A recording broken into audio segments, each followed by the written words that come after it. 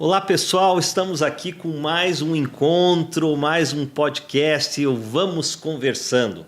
E hoje nós temos uma novidade, hoje não vai ser só uma conversa de compadre. Hoje nós vamos ter também a presença de uma grande psicóloga, amiga minha. E vejam vocês, ela foi minha aluna na faculdade de Direito. Ela largou Direito e hoje é uma das grandes autoridades nesse tema que nós vamos falar. Relacionamentos tóxicos. Que bicho é esse? A gente não tem nada a ver, até o Djalma brincou aqui. Será que o pessoal não vai achar que é droga, tóxico? Então já vamos esclarecer de cara. Claro que ele brincou. Então, o que vem a ser relacionamento tóxico? Antes disso, eu passo a palavra para o meu compadre Djalma. Bem-vindo. Muito obrigado, meu compadre Dali Grave. Nós estamos aqui mais uma vez para aquele bate-papo gostoso, né? E feliz aqui com a Cláudia, que vai ajudar bastante a enriquecer o tema de hoje, né? E para começar, Cláudia, eu queria que você assim explicasse um pouco, porque eu acho que as pessoas elas têm uma noção errada do que vem a ser relacionamento tóxico, né? Às vezes as pessoas acham assim que elas nem estão sendo intoxicadas, né? Elas acham que estão felizes, mas às vezes uma amiga, a mãe, alguém diz assim, nossa, mas será que você não percebeu que ele te controla muito? Né? E você, com a experiência que você tem, Cláudia, é comum isso, as pessoas saberem que estão sendo vítimas de um relacionamento tóxico?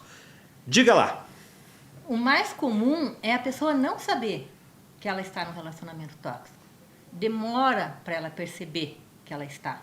Porque muitas vezes o grau de toxicidade da relação é meio imperceptível. Sabe quando existe os abusos velados, os abusos sutil, aquele comentário e depois a pessoa fala, é uma brincadeira, você só não sabe brincar. Sim. Mas é difícil de identificar quando a pessoa não sabe sobre o tema, né? Quando ela tem uma certa... Que o relacionamento tóxico para você, o antônimo disso, o oposto disso seria o relacionamento saudável. Saudável. Esse é e como que a gente distingue aí o que é o saudável e o que é o tóxico? A primeira coisa que a gente olha para ver se o relacionamento é tóxico é o padrão, se existe um padrão de comportamento. Não são atitudes isoladas. Houve uma briga entre um casal e o marido falou algo pesado para a mulher, mas depois ele se arrependeu e pediu desculpas e nunca mais aconteceu. Não é isso. Não é algo pontual. Não é algo pontual, isolado. É algo que tem um padrão, que se repete sempre. É um ciclo. Ele ou ela faz algo tóxico, algum comportamento, né? E depois fica uma fase boa e depois volta de novo. E é uma coisa assim intencional ou é uma coisa sistêmica ou é uma coisa tóxica, tipo assim, como é que é? A panela e a tampa da panela. Tem gente que gosta de controlar e tem gente que gosta de ser controlado. Você já trabalhou essa questão também, né? Veja, Neto, aqui você estava falando qual seria o antônimo, né, de relação tóxica. Eu acho o seguinte, assim, que um relacionamento, primeiro, relacionamentos eles são neuróticos assim por essência, né? O casamento, né, que significa casar, né? Você casa características e muitas vezes são características ruins, né? Então, um bom relacionamento para mim é quando os dois fazem florescer o que ambos têm de melhor. Exatamente. E o relacionamento tóxico é o contrário. Um faz florescer no outro o que tem de pior. Então, essa para mim é uma definição assim que você tem que ver quem eu sou ao lado daquela pessoa. Eu me gosto da pessoa que eu sou, né? Eu tenho orgulho de quem eu sou. Um relacionamento, principalmente de casal, né, que existe maior convivência, tem que ser um lugar de crescimento e desenvolvimento pessoal e um lugar seguro. Um porto seguro, né? Porque seguro, isso eu sempre falo, né? Com as pessoas que conversam comigo, eu falo assim, poxa, a vida é cheia de perseguições, de problemas, de você se sentir inseguro, né? Inclusive relações tóxicas fora de casa. Aí você chega em casa... Você tem um inimigo. Dormindo com o inimigo. Exatamente. Né? Então, e às vezes é aquela pessoa que aparentemente não é um inimigo, né? Alguém que está ali para te ajudar. que deveria ser. Né? E que ela se diz que está ali para ajudar. Exatamente. Tem até um ditado que diz hoje, né? Se não for para somar, suma. Né? Exatamente. Hoje é muito comum isso, né? Porque às vezes as pessoas, eu não sei, você que tem experiência nisso, Cláudio, hoje as pessoas buscam muito relacionamento numa relação custo-benefício. Ah, então ele é formado, ele está empregado, qual a idade? Checklist. É um checklist. Só que às vezes esquece de incluir nesse checklist esses predicados emocionais, não te parece? Sim, porque hoje, né, com essa onda de só mostrar, de ter e não tanto o ser, isso eu trabalho muito também com minhas pacientes, isso de o que você busca. Falando do relacionamento de casal, o que você busca? Quais as qualidades que esse parceiro tem que ter para você, né? Não é só ser formado, ser sucesso, enfim, mas qual o tipo de pessoa? Claro.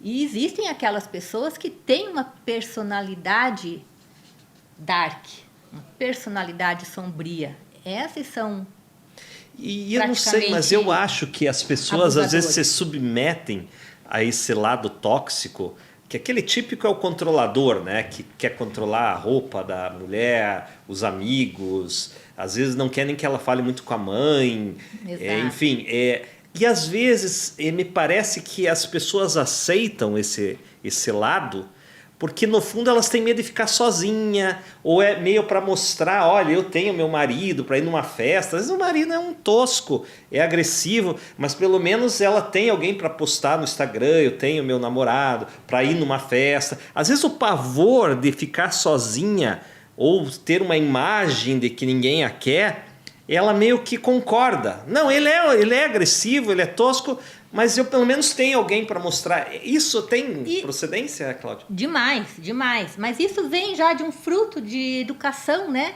A mulher, falando em relacionamento de casal, a mulher ela foi criada parece que ela era associada assim, a felicidade para a mulher tem que ter um companheiro, ela sozinha não é feliz. Sim. Essa foi a imagem que passaram para as mulheres. Hoje em dia está mudando. Mas nos contos de fada da minha época, da nossa época, o que era? Sempre a mulher à espera de um príncipe encantado. Ela não seria feliz se não tivesse completa, um príncipe encantado para salvá-la. E ainda era para salvá-la. Hoje em dia não, né? Hoje em dia os contos, desenhos é a heroína por ela mesma. Mas agora você uma vez escreveu, Djalma, da proteção. Uma vez eu vi você comentar isso. Que a mulher espera um marido que lhe dê segurança. Não necessariamente segurança física, mas uma segurança emocional. Como é que você vê isso nos dias de hoje? Veja, na verdade, a segurança, né, isso são coisas complicadas da gente dizer, porque a gente não sabe até que ponto o social, o biológico, né? Mas a mulher, inegavelmente, ela é mais seletiva. Mais suscetível também a ter esse tipo de pensamento de que sozinha ela não seria feliz. Né? Sim, mas é que ele está falando mais da segurança, é aquela questão da segurança que eu falo do biológica, porque ela vai ter filhos, né, pela natureza, e ela precisaria de alguém para cuidar dela, para ela poder cuidar da cria. Né? Isso biologicamente falando. Já vem na nossa evolução também, está presente em nós mamíferos, óbvio. Então a mulher teria essa... Porque, por outro lado, né, a mulher, ela... são conceitos assim que você tem que cuidar onde termina uma coisa, onde começa a outra. Né? Porque uma coisa é a necessidade de segurança, outra coisa é a restrição de direitos. Né? Então, isso não quer dizer que a mulher não queira ter vida própria, ter suas escolhas, tudo. E, mesmo assim, gostar de se sentir segura. Amparada. Né? Assim, a segurança que esse homem, ou enfim, qual seja o relacionamento, aquela pessoa que figura na posição de segurança. Né? Mas, no fundo, sempre é uma relação de volta, né? De uma coisa completa a outra. O homem também quer colo, Sim, né? É isso que eu ia falar. Nós somos mamíferos. Os mamíferos, eles precisam de companhia. Eles precisam... Eles vivem... Você vê os animais, eles vivem em bando. Você não vê um mamífero sozinho. Então, nós somos seres que precisamos, sim, de pessoas. Talvez não um parceiro, mas uma amizade, Sim. enfim. Eu acho, inclusive, acho que a gente devia ser mais como outros primatas que se tocam mais, inclusive. Exatamente. Porque a gente, essa vida da gente é tudo muito neurótica, assim, né? As pessoas poderiam ter mais proximidade afetiva. Exato. E também tudo vem da história de vida, né? Cada um traz a sua bagagem na sua história. Então, para uma pessoa ficar sozinho é tranquilo, sozinho que eu falo de ter parceiro, não amizade, né? Para alguns, não, elas precisam, têm uma autoestima mais baixa ou um senso de abandono, enfim. Depende da história de vida de cada um também, para avaliar. Não tem como falar só isso ou só aquilo, né? Nós estávamos falando de evolução, assim. Eu gosto bastante desse tema e fico imaginando coisas, assim, como que seria e tal. Eu desenvolvi uma linha de raciocínio de que eu acho que o machismo ele surgiu a partir da civilização. Porque, e a civilização, entenda-se a partir de 10 mil anos, quando se descobriu e se desenvolveu a agricultura, né? Que daí veio, tudo que você imaginar veio de bom e de ruim veio da agricultura. Porque quando a gente parou nas cidades, né? E a gente parou de ser caçador-coletor. E tinham muitas sociedades matriarcais antes. Isso, né? Então, aí você pega, que nem questão de indígenas, né? Pessoas assim que não têm essa civilização ocidental, né? Que, na meu ver, assim, pelo que eu li, havia uma divisão de tarefas entre homens e mulheres, ainda que fosse o homem a caça, a mulher tal, né? Mas a valorização do masculino surgiu, eu acho que com o dinheiro e o poder. Porque daí ficou assim, não, me desculpe, mas eu que ponho o dinheiro na casa. Tanto que a segurança, você pode ver, antigamente segurança era você casar com um homem forte, no tempo do homem das cavernas. Hoje segurança é o cara tem dinheiro. Né? Ele pode ser raquítico. Eu acho que antes até não era nem um homem forte, porque ele tinha a questão do grupo. O grupo se autogeria, né? Não era uma questão disso. Mas quando vem a civilização e o dinheiro, aí o homem, o feminino passou a valer menos, né? Passou a ser visto como porque não tem essa... porque o feminino, ele é mais o quê? Do cuidar, daquela sabedoria interna. Essa sabedoria interna das mulheres ameaçava, sim, um pouco os homens naquela época. Por que queimaram tantas mulheres, chamando-as de bruxas? Por quê? Porque eles associavam a sabedoria interna da mulher, o sexto sentido, a intuição, que isso existe sim. Mais numa mulher do que num homem. Então, eles associavam fizeram de uma maneira que aquilo fosse coisa do mal, bruxaria, né? Estigmatizaram tanto que, para tirar a força da mulher, sim. Até porque na religião os líderes eram homens, exatamente. Né? Então, para eles não era conveniente achar que aquilo tudo era uma sabedoria da mulher. E daí precisavam diminuir demonizar aquilo, desvalorizar aquilo e até demonizar. Né? Então... veja, os pilares aí do relacionamento saudável, de um casamento saudável, geralmente a pessoa põe lá o afeto, né, o cuidado e um sexo qualificado, privilegiado. Né? Então, um casamento, para ele ter, digamos assim, ser considerado saudável, os psicólogos falam, tem que ter esse apego e eu saber que eu posso chegar em casa e contar com o outro, seja eu estando doente ou seja mudando o meu rumo profissional, essa sensação, né? O cuidado, como vocês bem lembraram, né? E porque, veja, o amante, o amigo, o vizinho, ele não tem essa obrigação de cuidado.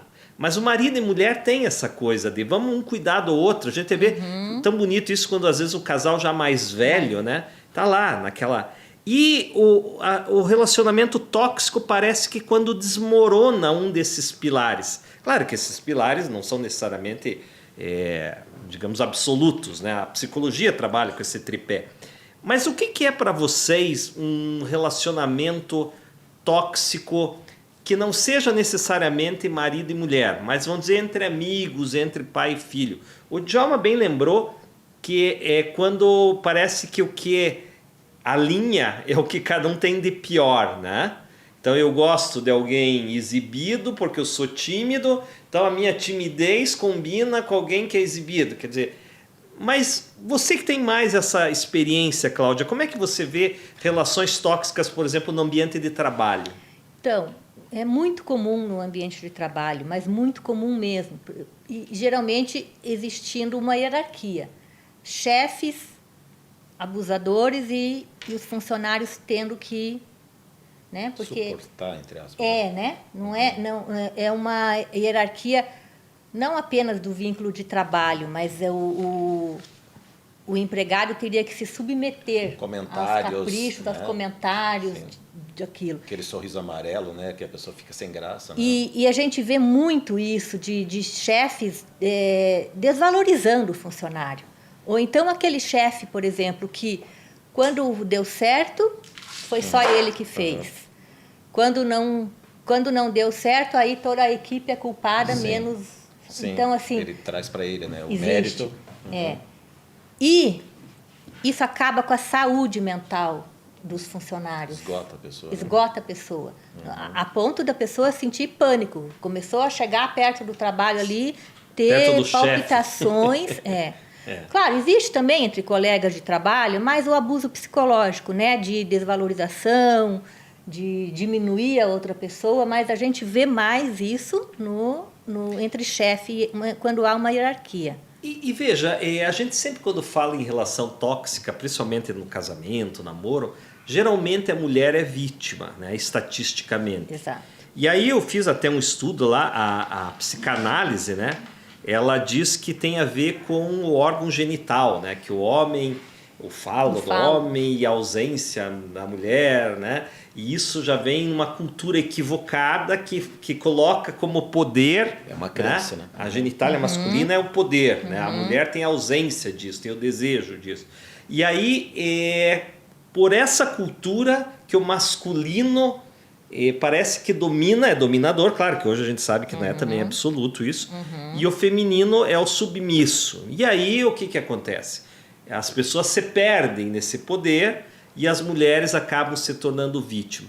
Como é que vocês dois veem isso? Vocês acham que isso é cultural ou isso está mudando?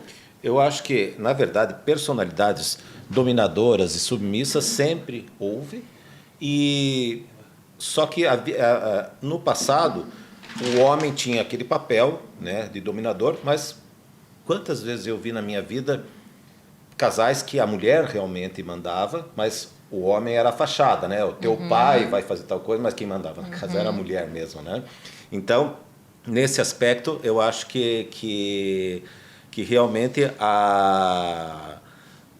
existe essa coisa da cultura, mas o que você falou ali na psicanálise, Neto, eu vou aqui tatear alguma coisa assim, porque a questão do outro, né?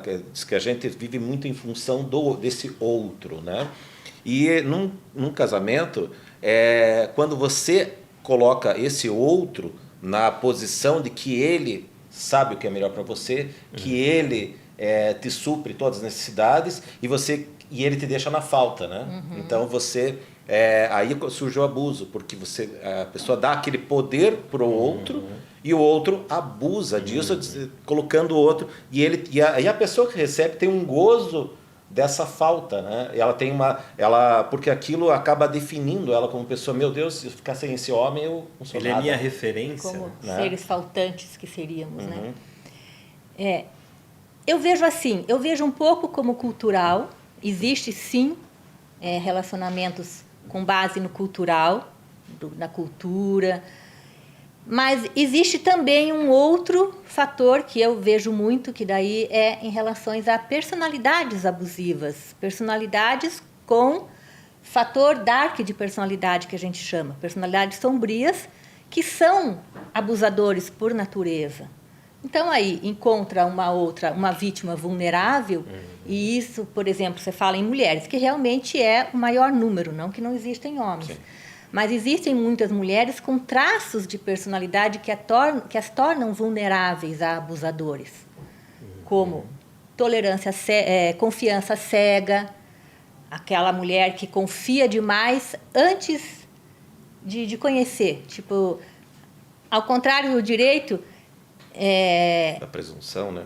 O direito vê, né? Até que prove o contrário, ele é inocente, né? E essas mulheres partem dessa premissa, por exemplo.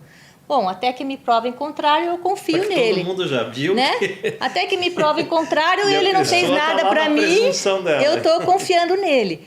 E o que é a confiança, gente? A confiança precisa ser conquistada. Eu não posso confiar numa pessoa que eu conheci há 2 dias. Mas A me parece que as histórias elas se repetem. O manipulador, geralmente no início do relacionamento, ele é um sedutor, ele é um gentleman, até conquistar. Né? Ele dá presente, ele abre a porta do carro, né? Ele vai e a pessoa fica enfeitiçada por aquilo. Depois que ele ganha confiança, aí ele começa o jogo da manipulação. Então, mas ela já vai para esse relacionamento confiando de cara, geralmente. Essa fantasia, né? Essa mulher que tem esses super traços, né? Não todas as mulheres. Essas que têm os super traços, ela não espera passar o tempo, tipo assim, o homem precisa conquistar a confiança de uma pessoa. O homem, a gente precisa conquistar. Com os atos dele, eu vou ver se ele é confiável. Essas mulheres que confiam já, confiança cega, já de cara, ele dá uma semana lá, dá um buquê de flor, pronto, ela já acha que, entendeu? Uma confiança cega. E aquela situação que atribui-se a muitas mulheres, aquele desejo de resgatar aquele homem que problemático, comigo ele vai mudar. A síndrome da salvadora. Isso, a gente vê, existe muito isso. É comum gente. isso, Nossa, é demais. Que eu acho que ele, coitado, ele tem os problemas dele, mas eu entendo ele e eu vou. Né, então, mas aí voltando, esse tipo de mulher é que depende da abordagem, né? Esse tipo de mulher também tem traços de personalidade que a fazem vulneráveis a isso, que a tornam. Ela tem uma tolerância elevada. Então, ela acha que ela precisa suportar tudo para ajudar aquele homem. Você viu? Eu vi num vídeo alguém citando um caso que ficou... Eu não sei exatamente, foi no Brasil, que a mulher recebeu 4 tiros do marido, do namorado, né? Ela não morreu. Daí ela foi no julgamento dele. No júri, né?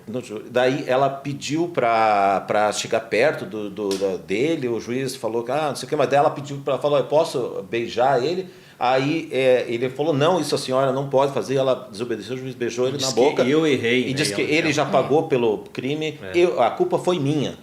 Isso foi um supra-sumo, né? Mas da submissão cega. Isso daí já é uma mulher com um vínculo traumático, entendeu? Ela já está assim com o cérebro todo aquele ciclo que acontece já no cérebro da pessoa e que ela fica cega mesmo. Ela está, vamos dizer assim, esse vínculo traumático seria como um vício. Entendi. E daí ela começa a assim, né? justificar as atitudes desse homem. Ele me bateu porque eu falei demais, ele estava nervoso, enfim. A desconstrução da personalidade dela, a fragilidade, que ela, como ela não tem nada se tirar isso, né?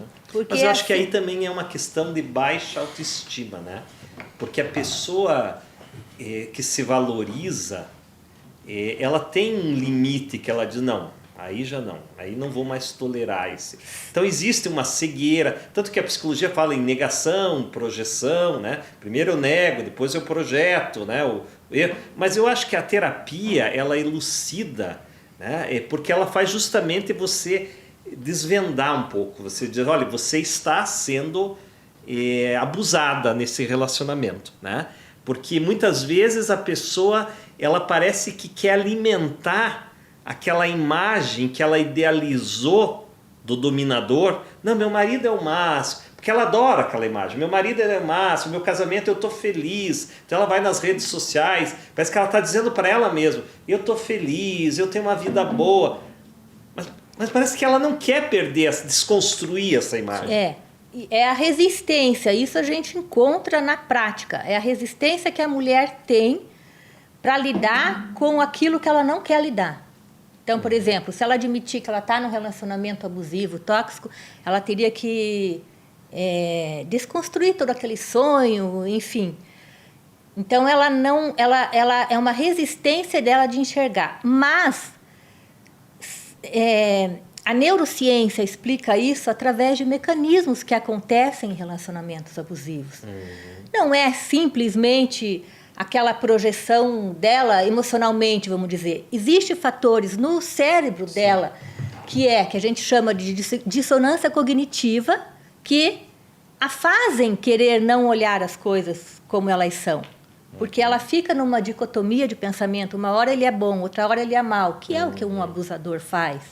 Uma hora o relacionamento tóxico, como eu falei no começo, é um padrão.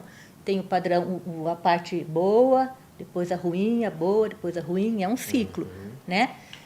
E isso faz com que ela tenha uma dissonância cognitiva que ela não consiga fechar um ciclo de pensamento. E ela não consegue enxergar que ele é mau, porque uma hora ele é bom. Eu trouxe aqui a letra de uma música que eu me lembrei, que acho que seria bem a relação abusiva, né, do Caetano Veloso, esse cara, né? Vou pedir licença para ler. Que esse cara tem me consumido, a mim e a tudo que eu quis, com seus olhinhos infantis, como os olhos de um bandido. Esse cara tem me consumido, a mim e a tudo que eu quis, com seus olhinhos infantis, como os olhos de um bandido. Ele está na minha vida porque quer, eu estou para o que der e vier. Ele chega ao anoitecer, quando vem a madrugada, ele some. Ele é quem quer, ele é o homem, eu sou apenas uma mulher. É a relação. Aí é. Olha, eu já acrescentaria aí Mulheres de Atenas, do Chico Buarque. Mirem-se naquelas mulheres de Atenas, são submissas a seus maridos, donzelas. E me parece assim que, além da questão cultural, nós temos uma questão econômica também. Por que hoje as mulheres estão mais empoderadas? Porque elas estão trabalhando e elas também estão trazendo dinheiro para casa. Certeza. Então, nesse modo capitalista, quem tem poder é quem tem dinheiro, quem paga a conta. Você vê isso muito com o filho, né? Não, o dia que você trabalhar e pagar a tua conta, você pode falar alguma coisa. Uns anos atrás, hoje em dia não é mais. Hoje em dia. Isso a gente ouvia. Hoje a gente não, já não tem a síndrome de canguru, né? Aqui nessa casa mando eu. Tu quer mandar, tem a tua casa. E aí o que aconteceu? O consumismo, as pessoas queriam comprar muitas coisas, só a renda do marido não dá. Não fechava a conta. Então, você veja uma criança, o quanto ela demanda, uma festa infantil, a roupinha, não sei o quê. A mulher teve que começar a trabalhar também para ajudar no orçamento familiar. E nesse movimento dela começar a trabalhar, ela se empodera. Sim. Às vezes até mais que o marido, porque às vezes o marido fica desempregado e quem passa a ser arrimo de família é a mulher. E aí você nota que quando a mulher começa a sustentar a casa, parece que daí ela cresce, daí o marido que fica meio... Mas você sabe que tem muitos casos que, apesar da mulher trabalhar, ela dá o dinheiro, principalmente em classes econômicas, né, culturais mais baixas, assim, infelizmente, as mulheres dão o dinheiro do salário para o marido administrar. Eu acho que isso, claro, em pleno 2023 mudou, né? No tempo das nossas avós, o que? As mulheres tinham que ficar em casa, não trabalhavam, e claro, elas não tinham voz ativa, não eram nem ouvidas numa relação, né? Hoje, claro, a mulher tendo a liberdade, a autonomia financeira dela, ela tem mais liberdade para ficar ou para sair desse relacionamento. Isso, com certeza, ela ganhou tendo a autonomia financeira, né? Agora, isso que o Djalma falou acontece muito também. Tem mulheres médicas, doutoras, que estão em relacionamentos tóxicos e que são extremamente controladas.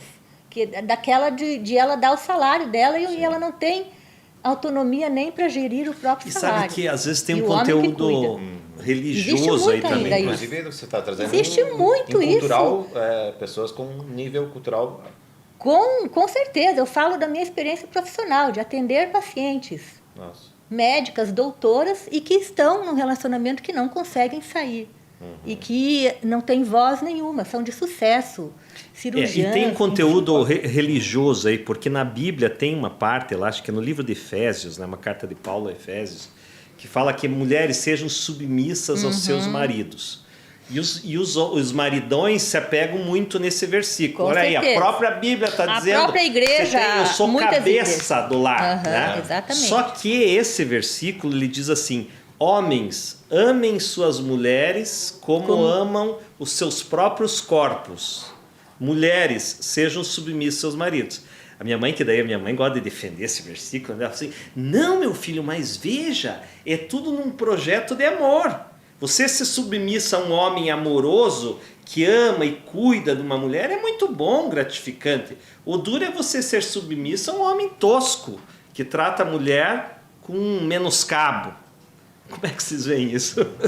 Eu sempre digo que lá em casa eu sou o cabeça de vento.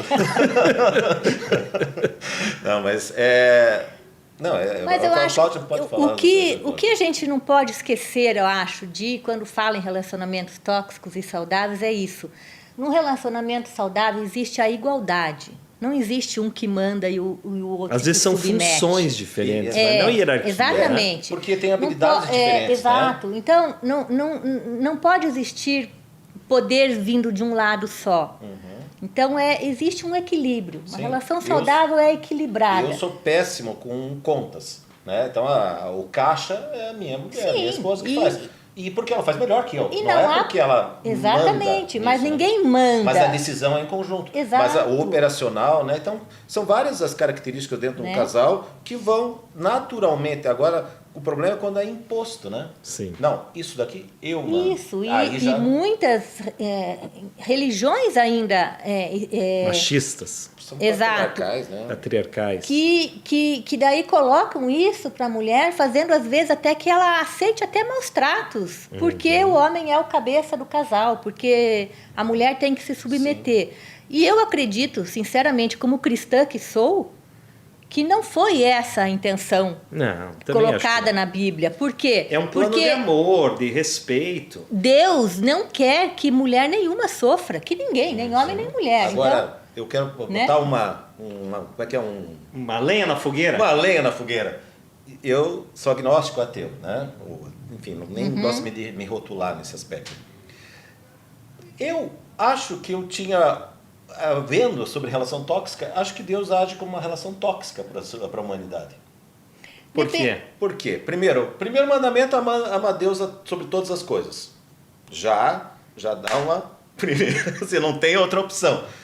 Segundo, Deus é onipotente, onipresente, onisciente. Eu me sentia oprimido. Mas é para o bem, é para o amor. Daí entra na questão da relação tóxica. Quando o marido lá, ele é tão carinhoso, ele é tão bonzinho para mim, mas eu tenho que fazer como ele quer. Mas eu vou te provocar, vou te devolver a pergunta. Diga.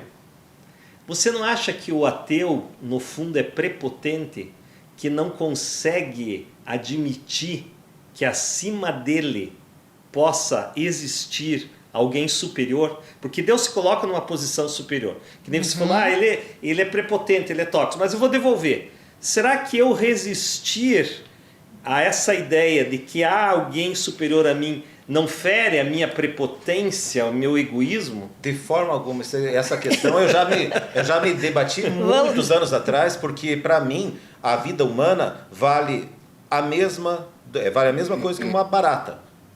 Do ponto de vista da barata, a vida dela é mais importante que a minha.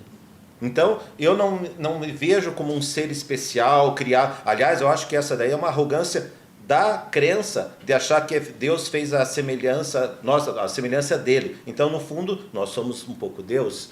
Então, nós somos semelhantes a ele quando amamos. Sim, não, mas tudo bem. Senão a gente vai virar aqui. Mas o que eu queria dizer que hoje, quando eu estava pensando nesse assunto, eu fiquei pensando, será que não tem uma toxicidade aí desse relacionamento homem e Deus? Cláudia, fale pouco. Mas eu acho que aqui é o ateu e o cristão. Eu acho que é tudo uma questão de visão mesmo, de como a pessoa lê aquilo, né? Porque é uma conversa que nunca vai ter um fim, né? Não vamos chegar a uma conclusão, né? Eu, a princípio, compactuo com o Neto, sim. Eu, particularmente, agora, estou colocando a minha opinião pessoal, né? Eu acredito, sim, numa certa arrogância de quem não acredita numa força maior. Pode até não ser Deus que ele coloque, tipo, sei lá, algumas religiões colocam como a força da natureza. Sim, Spinoza falava isso. Exatamente. Ele não podia falar que não existia Deus porque então, falava... assim, eu particularmente acredito nisso, que numa arrogância em quem não acredita em algo maior.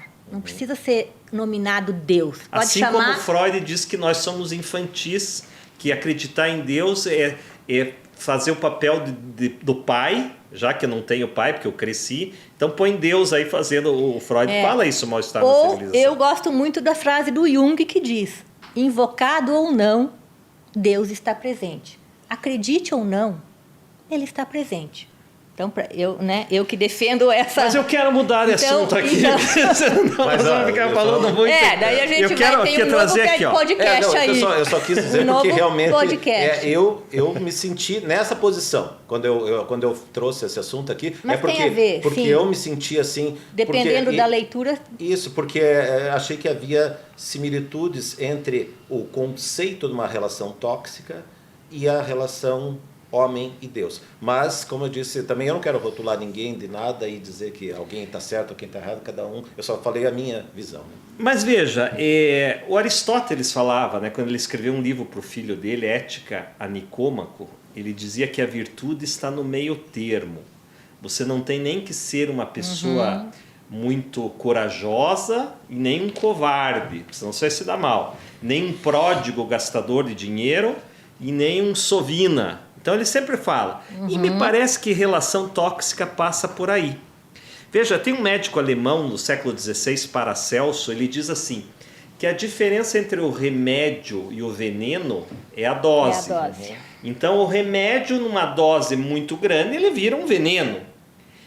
E nas relações, vocês também não acham que esse excesso é que traz a toxicidade, ou toxicidade, eu não sei como é que falaria aí, porque, por exemplo, a pessoa que é muito assim, dependente um do outro, não, ela tem que contar tudo para mim, eu tenho que saber, ela não me consultou, ele não me consultou, e sabe aquela coisa, o meu corpo é do meu marido, o corpo do meu marido é meu, sabe aquela coisa assim?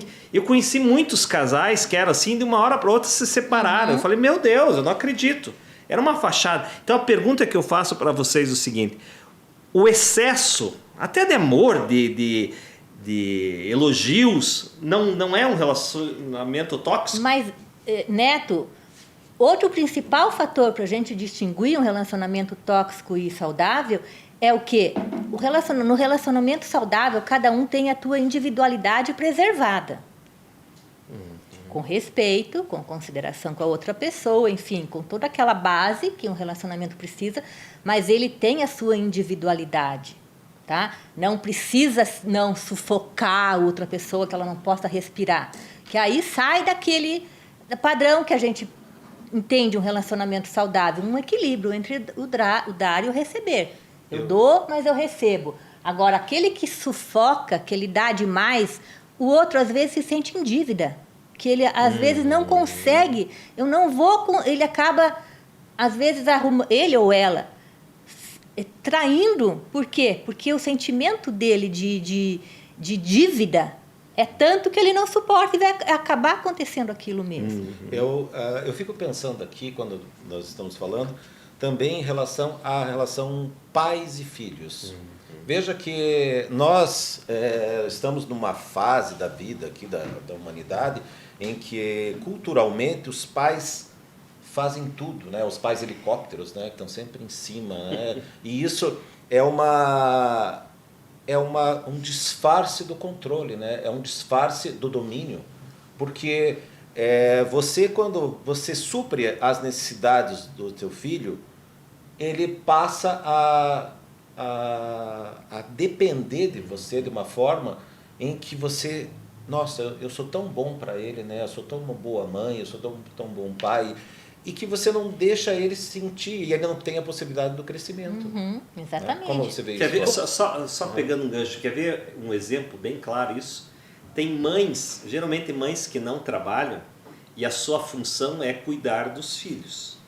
Então elas até se justificam, eu não trabalho porque eu tenho uma função aqui em casa, eu sou mercado, eu administro a casa, eu cuido dos meus filhos. Só que de repente esses filhos cresceram.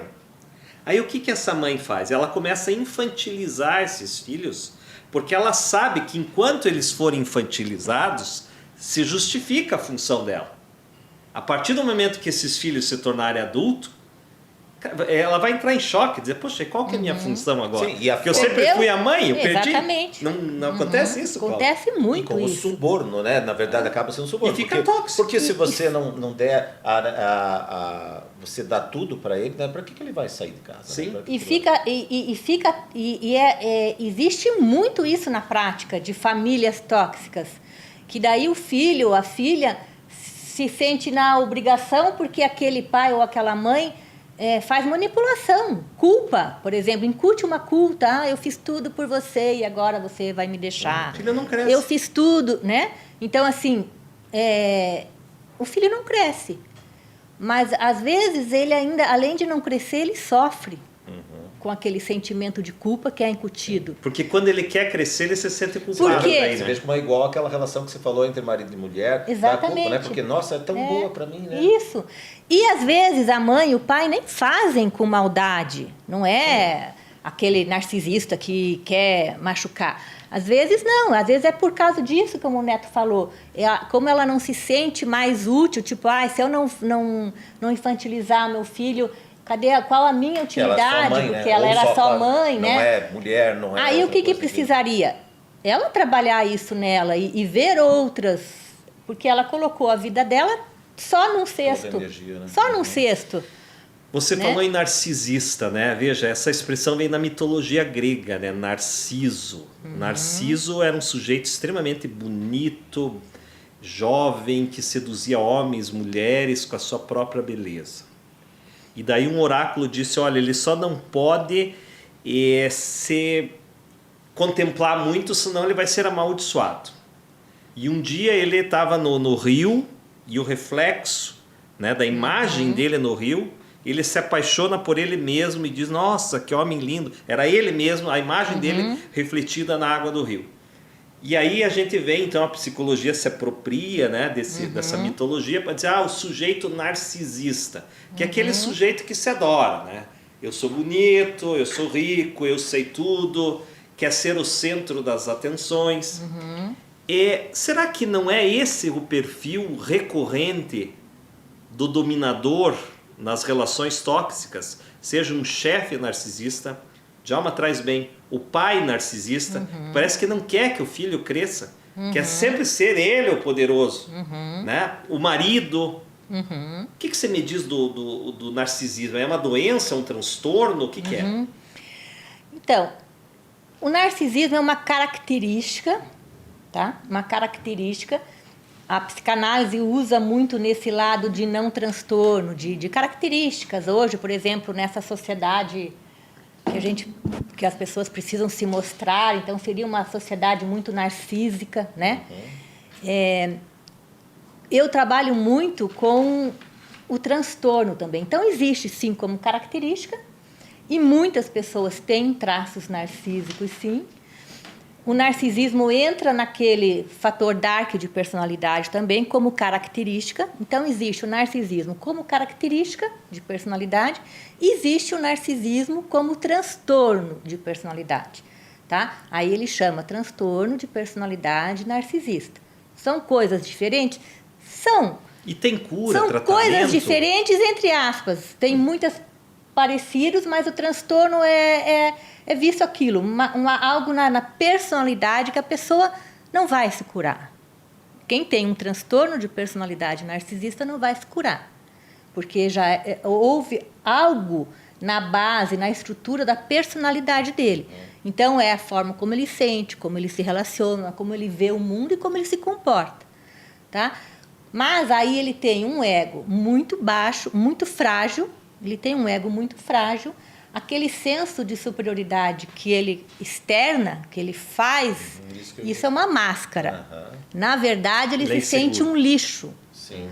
E daí o que ele faz? Ele não tem estrutura psicológica para ver o quão pequeno ele é, o quão pequeno ele se sente. Discurso de autovalor. Exatamente. Ele não tem. Uma pessoa normal tem ferramentas para olhar os seus defeitos e pensar, poxa, eu posso melhorar ou não posso fazer uma autoanálise. O narcisista não faz. O narcisista que eu falo, o transtorno de personalidade narcisista. Ele não tem essa ferramenta dentro dele ele não quer entrar em contato. Ele não consegue, então ele foge. E daí? Daí uma pessoa que se sente pequena, o que ela precisa para ela crescer? Por exemplo, humilhar os outros. Sim. Então, quando ela humilha, mas se você ela diminui alguém... Você está casado com um narcisista, o que você tem que fazer? Procurar ajuda terapêutica? Se está casada com um narcisista de verdade, eu diria para a pessoa, separa. Fuja. Fuja para as colinas, como dizem. Porque o narcisista vai acabar com essa pessoa. Ele vai acabar com o emocional dela, ele vai acabar com a autoestima dela, com a alegria de viver. O narcisista, a pessoa com o transtorno narcisista, ele suga, ele é um vampiro. Você conhece aquela fábula do Esopo, que tem pessoas que, não sei se é exatamente narcísico ou não, né? Mas que é a questão da natureza da pessoa, né? Tem aquela história que diz que o escorpião queria atravessar o rio, né? E daí tinha um castor, algum roedor, e falou assim, você me atravessa do outro lado lá? Ele falou, não, você vai me matar, né? Você não ia ser burro, né? Daí eu vou morrer junto. Excelente esse exemplo. Vou morrer junto. Falei, então tá bom, pareceu um argumento interessante, sim, né?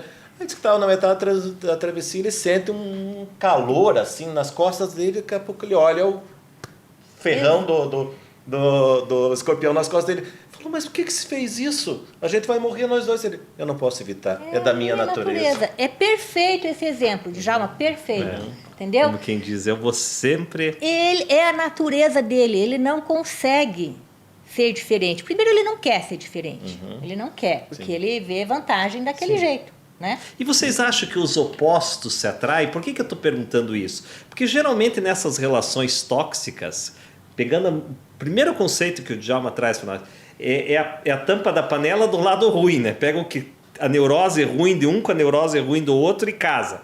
Mas às vezes imaginem dois colegas, dois sócios, ou marido e mulher, ou dois maridos, que têm exatamente a mesma personalidade. Os dois são competitivos, os dois são narcísicos. Geralmente não dá certo também, né? Também não vai. Se os dois forem narcísicos, eles vão ter, podem até ter um relacionamento, mas vai aqui ser... a gente tem que saber lidar um com o outro, porque... Vai ser um relacionamento... Aqui o ego... Vai ser um relacionamento bem conturbado, com certeza. Onde tem narcisismo, você não pode esperar calmaria. Vai ser um relacionamento bem conturbado. Mas você acha que os opostos se atraem? Vocês dois, eu pergunto a vocês. É difícil essas regras. Essa frase, eu acho que é muito comum, né? E que as pessoas acham isso. Eles podem até se atrair, mas eles não se sustentam. Não se sustentam. Gostei. Sabe? Gostei disso. Porque pode até ter um início de atração. Existe muito esse ditado popular, parece que é enraizado nas pessoas, né? De que os opostos se atraem. Isso funciona muito para física. E depois vira uma competição, né? Funciona para física, mas para relacionamentos... Primeiro, opostos em que sentido? Por exemplo, se vocês não tiverem objetivos em comum, não tiverem pensamentos, visão de mundo em comum... No meu caso, com a minha esposa, esse oposto, eu falo muito, ela não gosta de falar, paga para não falar. Então, dá certo. Se fosse eu casasse com a mulher, falasse como eu, também. Ia ter um brigando com a senha. Né? Mas até essas coisas menores, vamos dizer, que são mais fáceis de ajustar no casamento. Mas vamos supor, o homem ou a mulher gostam de sair, de embalada, não sei o quê, e o outro gosta de ficar lá de pijama e chinelo. Vai ter um momento que eles vão ter atrito. No começo é tão bonitinho, né? Ele é diferente, daqui a pouco já que saco. Então, assim, na física é lindo, no discurso nos filmes. Mas na prática... Nós já estamos quase chegando ao final, mas eu tenho mais uma pergunta aqui. A síndrome de Estocolmo, né? Essa expressão, ela se consagrou em 1973. Teve um sequestro famoso em Estocolmo, né? Capital da Suécia. E naquele sequestro a vítima começou a conviver com o sequestrador e ela começou a ter uma certa empatia com ele, começou a compreender o mundo dele. Geralmente também é um sequestrador que ela tem medo de uma retaliação, e daí como ele também não foi tão violento, ela diz, no fundo ele é uma pessoa boa. Então quer dizer, aquele que está oprimindo, aí ela começa a achar coisas boas no sequestrador. E aí ficou essa expressão, síndrome de Estocolmo, né? E não existe síndrome de Estocolmo nas relações Com tóxicas? certeza, com certeza. O que a gente mais vê. Síndrome de Estocolmo é uma das, vamos dizer, faz parte de um trauma, né? Porque ela também não quer enxergar, quer fugir daquela realidade de que ela está sendo ameaçada, e daí ela começa a procurar coisas boas naquela pessoa. Mas tudo é o medo, né? Medo, Ela tá, entendeu? é o Mas medo, ela, né? O medo faz mas, isso. Medo do pior. Mas o medo vindo de um vínculo traumático, Sim, sim, sim. sabe? Aham. O medo é o que eu acho que o medo provoca essas sensações. Exatamente. Né? O medo provoca tudo isso, e daí ela não quer entrar em contato com aquilo, ela precisa buscar alguma coisa. Não, mas ele tá agora se me veio preocupando. também uma coisa, Dali Grave. Você já assistiu a série disso daí, o filme? Não. Não. Tem Eu já uma assisti, série? tem. Eu vou ver o nome depois. Não, eu tô falando que casamento que sobra, né? Porque não, tô dizendo assim que os relacionamentos são tão neuróticos, tão assim, claro, obviamente que tem situações que a pessoa precisa, né? Até que eu vi alguém falando interessante, uma questão, Dali Grave, que tem o eu, o você e o nós no relacionamento. Então, tem coisa que é para nós, temos nós resolver, e tem coisa que é da vida da pessoa. Sim. E tem pessoas que anulam esse eu e só vivem o nós. Né? Então, por isso que ela é tão dependente, porque ela abdicou Da vida. da vida dela. Né? Então, por isso que ela tem tanto medo de perder essa... É triste, né? A pessoa chegar a esse ponto. Meus queridos, chegamos ao final de mais um episódio. Relacionamentos tóxicos. Podemos chegar a algumas conclusões, mas me parece que o ser humano, e aqui que ele se diferencia dos animais, né? Ele é imprevisível, ele tem genes que interagem com o meio ambiente, ele tem transtorno, ele tem ansiedades. Mas eu queria uma última palavra de vocês. Diante desse relacionamento tóxico, uma palavra de esperança. Existe solução? Existem pessoas que mudam? Ou vocês acham que pau que nasce torto morre torto? Existe esperança? Porque às vezes quem está nos ouvindo está pensando, poxa, mas eu tenho um relacionamento tóxico com a minha filha ou com o meu marido. Então depois que eu assisti esse programa eu vi que não tem jeito, eu tenho que me separar. Como é que vocês veem isso? Tem um fio de esperança aí, uma luz no fim do túnel? Sim, acho que sempre a gente, o ser humano está em constante mudança, inclusive isso que faz um casal crescer é a mudança.